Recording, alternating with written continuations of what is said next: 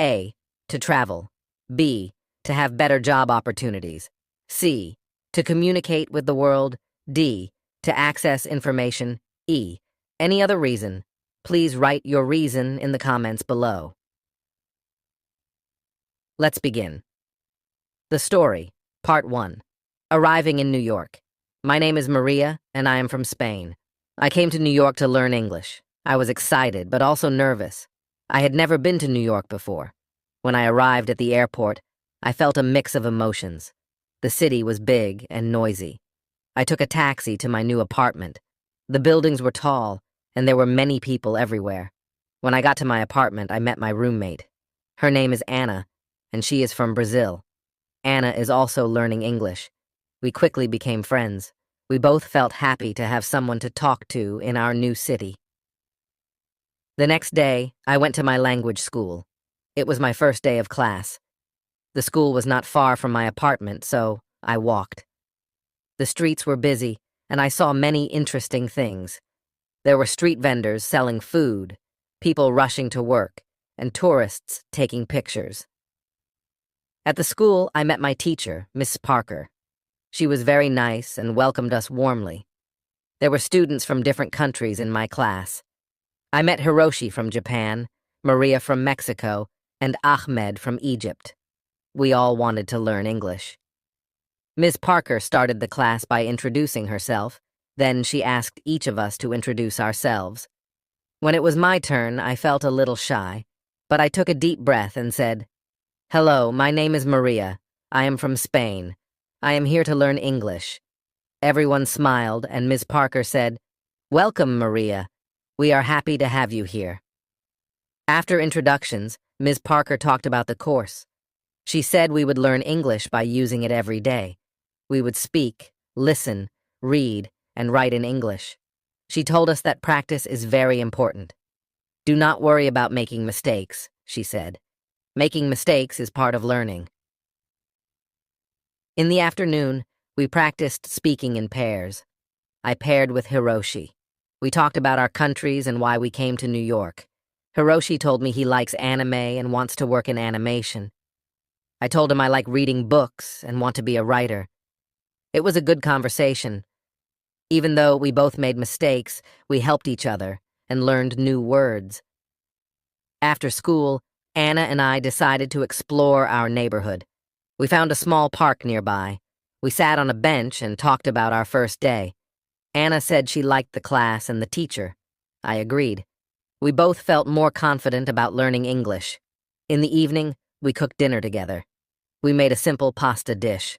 As we cooked, we practiced English. "Pass me the salt, please," Anna said. "Here you go," I replied. We laughed and enjoyed our meal. The next day, we had a listening exercise in class.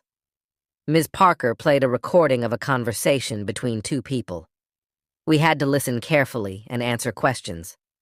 At first, it was hard to understand everything, but Ms. Parker played the recording several times. Each time I understood a little more. After the listening exercise, we had a reading activity. Ms. Parker gave us a short story to read. The story was about a girl who moves to a new city. It reminded me of my own experience. We read the story together and then discussed it. Ms. Parker asked us questions about the story. This helped us understand the text better and learn new vocabulary. In the afternoon, we did a writing exercise. We had to write a short paragraph about our favorite place in our home country. I wrote about a beautiful beach near my hometown. It has golden sand and clear blue water.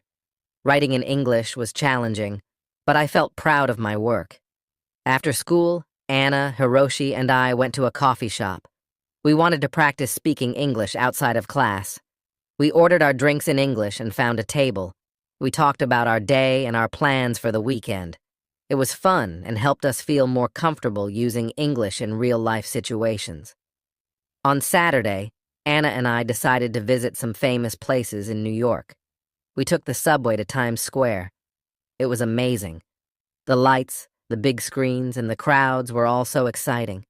We took many pictures and even bought some souvenirs. Next, we visited Central Park. It was nice to walk in the park and see the green trees and the lake. We saw people jogging, walking their dogs, and having picnics.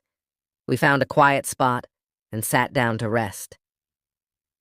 Anna and I talked about our families and our homes. It was a good way to practice English and get to know each other better. In the afternoon, we went to the Museum of Modern Art. The art was interesting, and we learned a lot. We tried to read the information about the paintings in English. Some words were new, but we helped each other understand. It was a great learning experience. On Sunday, I decided to do some studying. I wanted to review what I had learned in class. I read some English books and watched a movie with English subtitles. I also practiced writing by keeping a journal. I wrote about my experiences in New York so far. Writing helped me remember new words and practice sentence structure. In the evening, Anna and I cooked dinner again. This time, we made tacos. We talked about our plans for the week. Anna wanted to find a part-time job to practice her English more. I thought it was a good idea and decided to look for a job, too. The next day at school, Ms. Parker taught us about English grammar. We learned about verb tenses and how to use them correctly. It was a bit difficult, but Ms. Parker explained everything clearly. We did some exercises to practice. I felt more confident about using different tenses in my sentences. In the afternoon, we had a speaking activity. We had to pretend we were in different situations, like at a restaurant or a store. I was paired with Maria from Mexico. We practiced ordering food in a restaurant. It was a fun activity and helped us practice real-life conversations. After school, Anna and I went to the job center. We looked at the job listings and asked the staff for advice. They were very helpful and gave us some tips on finding part-time jobs. They said that working in a cafe or a store would be a good way to practice our English. We filled out some job applications and left our contact information. I felt nervous but also excited. I hoped to find a job where I could use my English and learn more about American culture. That evening, I called my family in Spain. I told them about my experiences in New York and my new friends. They were happy to hear that I was doing well. I missed them, but I knew I was learning a lot and growing as a person. The next few days at school were busy. We had more grammar lessons, listening exercises, and speaking activities. I could feel my English improving little by little. I made sure to practice every day, even outside of class. One day, Ms. Parker asked us to give short presentations about our countries. I was nervous, but I prepared well. I talked about Spain, its culture, and famous landmarks. My classmates enjoyed my presentation, and I felt proud of myself. Giving the presentation helped me practice speaking in front of a group and improved my confidence. On Friday, Anna and I got a call from a cafe we had applied to. They wanted to interview us for part-time positions. We were excited and a little nervous. We prepared by practicing common interview questions in English. We helped each other and gave tips on how to answer confidently. The next day, we went to the cafe for the interview. The manager, Lucy, was very kind. She asked us about our previous experience and why we wanted to work at the cafe. I explained that I wanted to improve my English and learn more about American culture. Anna said the same. Lucy appreciated our honesty and enthusiasm. She decided to give us a chance. She offered us a trial period to see how we would do. Anna and I were thrilled. We thanked Lucy and agreed to start the following week. That evening, we celebrated our success. We cooked a special dinner and invited Hiroshi and Maria from our class. We talked about our new jobs and our experiences in New York. It was a fun and relaxing evening. As I went to bed that night, I felt grateful for the opportunities I had. New York was a big and busy city, but it was also full of chances to learn and grow. I knew there would be challenges ahead, but I was ready to face them with a positive attitude and a smile. My journey in New York was just beginning. I was excited to see what the future held and how much more I could learn and achieve. With my friends by my side and my determination to succeed, I knew I could make the most of my time in this amazing city. Part 2. Starting a new job. On Monday, Anna and I started our new jobs at the cafe. We were both excited and a bit nervous. The cafe was cozy and had a friendly atmosphere. It was located in a busy part of the city, so there were always many customers. We met Lucy, the manager, and she introduced us to our new colleagues. They were all very nice and welcoming. Lucy showed us around the cafe and explained our tasks. We would take orders, make drinks, serve food, and clean tables. It sounded simple, but I knew it would be a good way to practice English. Lucy also told us that we would have a short training session to learn how to use the cash register and the coffee machines. During the training, we practiced taking orders and making drinks. At first, it was challenging to remember everything, especially the different types of coffee. But Lucy was patient and helped us whenever we made mistakes. Anna and I practiced together, and soon we felt more confident. After the training, it was time for our first real shift. I was nervous, but I took a deep breath and reminded myself to stay calm. My first customer was a friendly woman who ordered a latte and a croissant. I took her order and repeated it to make sure I got it right. She smiled and said, "Yes, that's correct." I felt relieved. As the day went on, I took more orders and became more comfortable. I made some mistakes, like forgetting to add sugar to a coffee, but the customers were understanding. I apologized and quickly fixed the mistakes. Each interaction was a chance to practice my English and learn new words. Anna and I worked well together. When one of us was busy, the other would help out. We communicated in English even when we were talking to each other. This helped us improve our language skills and become more confident. By the end of the day, we were tired, but happy. We had survived our first day at the cafe. That evening, we talked about our experiences at the cafe. Anna said she enjoyed talking to the customers and learning new things. I agreed. Working at the cafe was a great way to practice English in a real-life setting. We also appreciated the support from our colleagues and Lucy. The next day, I had my English class in the morning.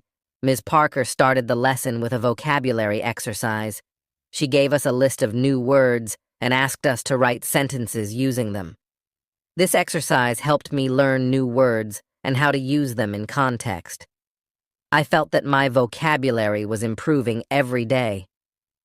After the vocabulary exercise, we had a listening activity.